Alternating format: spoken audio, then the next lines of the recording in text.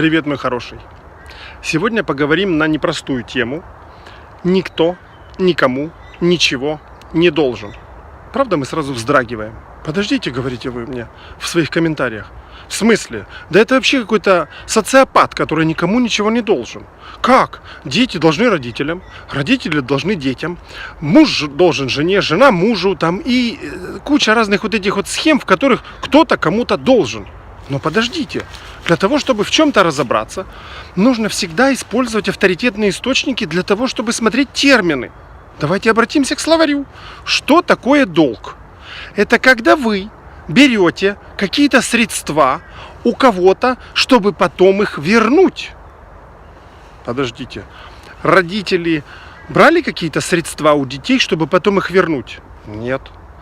Дети у родителей брали какие-то средства, чтобы потом их вернуть? Нет. Подождите, что велась какая-то книга специально, в которой родители отмечали? Значит, смотри, пеленок сегодня я заменил столько, там памперсов столько, покормил столько, сопли вытер столько, причесал тебе столько, значит, все, вот это стоит столько, поэтому в конце, потом, когда тебе будет 18, я тебе предъявлю.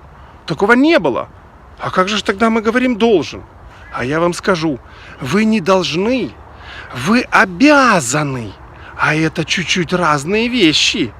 Обязательство, если вы посмотрите происхождение этого слова, то обязательство – это обвязать, это связать, это вплести определенную какую-то модель, вот какую-то ситуацию в схему.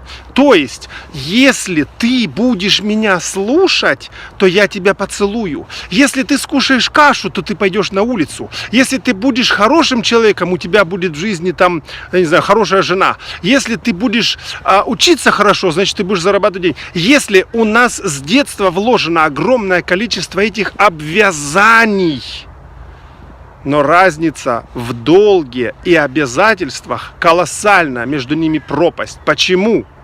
Долг всегда исчисляем, его всегда можно вернуть. Вы можете выплатить, отдать то, что брали. Обязательства накладываются навсегда. Когда вам кто-то говорил, вот если вы сколько раз слышали, родители говорят, там, чтобы ты мне в старости принес стакан воды. Человек обвязан навсегда. Никто не говорит, в какой старости, сколько стаканов воды и вообще как это будет происходить. Так же точно и в жизни, в семье. Вот сколько раз я слышал от женщины, когда я ей говорю, что случилось? Муж ушел.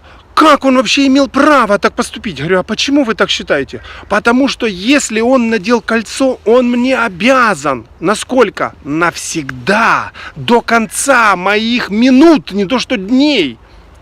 Я говорю, подождите, а давайте заберемся в закон. Скажите, он имеет право в любую секунду сказать вам спасибо, я пошел дальше и больше с вами не взаимодействовать? По закону он свободное существо? Он говорит, да. Нет, подождите, не надо мне такой ерунды говорить. Он мне обязан. Вот почему мы так думаем. Но когда вы имеете огромное количество, их там порой тысячи этих обязательств в голове, то тогда знайте, что никогда вы не сможете жить так, как вы хотите. Вы мне задаете вопрос, как мне найти себя? Никогда вы не найдете себя.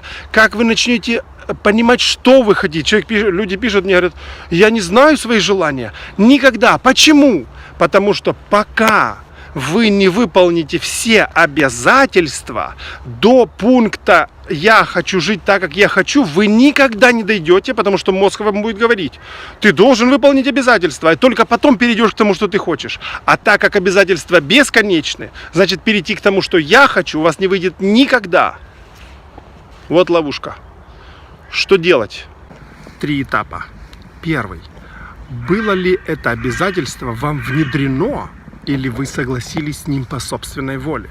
Если вы согласились, это ваше право. Делайте как хотите. Но если это было вам внедрено, то тогда переходим ко второму пункту. Учитывались ли ваши интересы, когда вам внедряли эту штуковину? Мать говорит ребенку, если ты будешь хорошим, только тогда я тебя поцелую.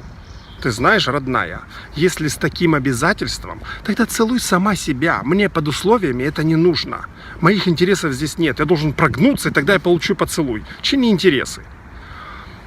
эти вещи отбрасывайте. Если ваших интересов нет, просто избавляйтесь от этого. Просто понимайте, что вас используют как товар, как даже не как человека, а как какой-то инструмент для достижения их желаний.